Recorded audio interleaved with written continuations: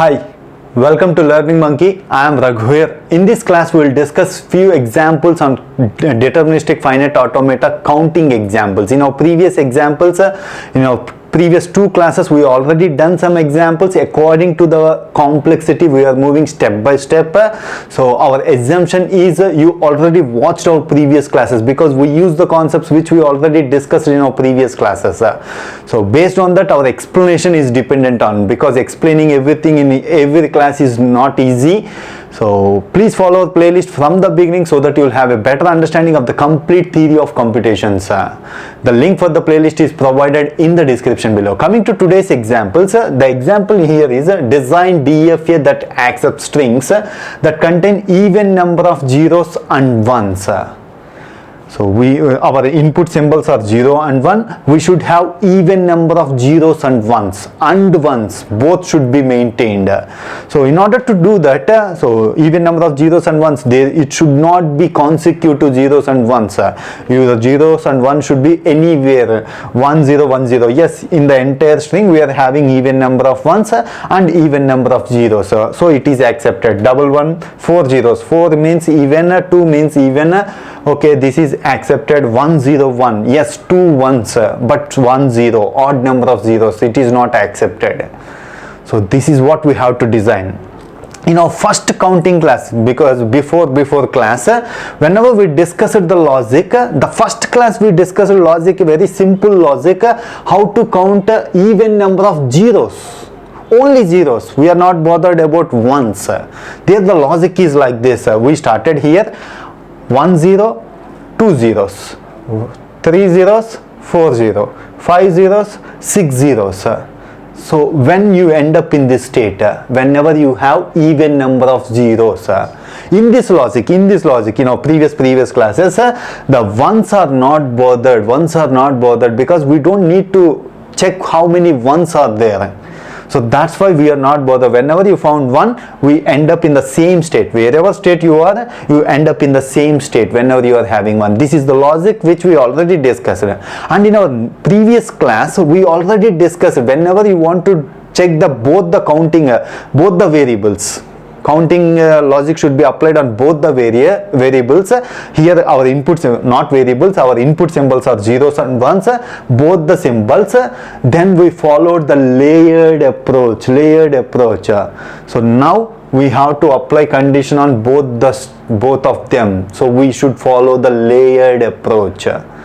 That's why the previous example is very important to understand. Coming to our today's logic, in this example logic, we start from here.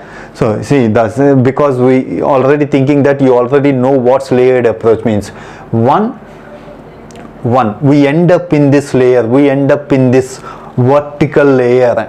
Any of the state, your input starts from 0, your input starts with 1, your input starts with 0, anyhow it starts, we end up in this layer whenever you have odd number of ones in this layer. The same way we end up in this layer if you have even number of ones. 1 1 1 1. See here, if your input is 0 1 1, 0 1 1, you end up in this layer, any of the state. When you are going to end up, you are having even number of ones. 0 1 1 means even number of ones. This vertical layer, this is we end up in this layer whenever you have odd number of ones. The same way we end up in this horizontal layer whenever we have even number of zeros. In this layer, even number of zeros. See, 0, if you found 1 0, we end up here.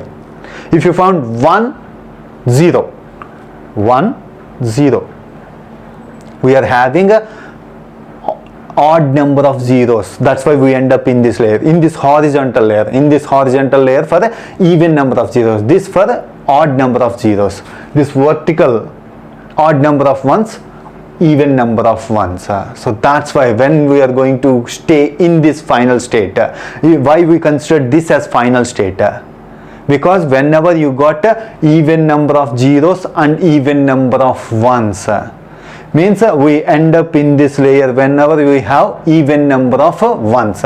We end up in this layer, the intersection point is this. That's why this is our final state. We end up in this state. When we are going to end up in this state? Whenever you have even number of zeros and even number of ones. Let's take an example. 1 0 1 0 1 0 1 0.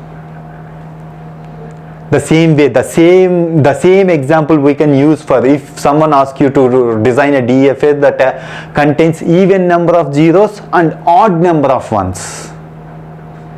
Which one you make it as a final state? This one should be the final state.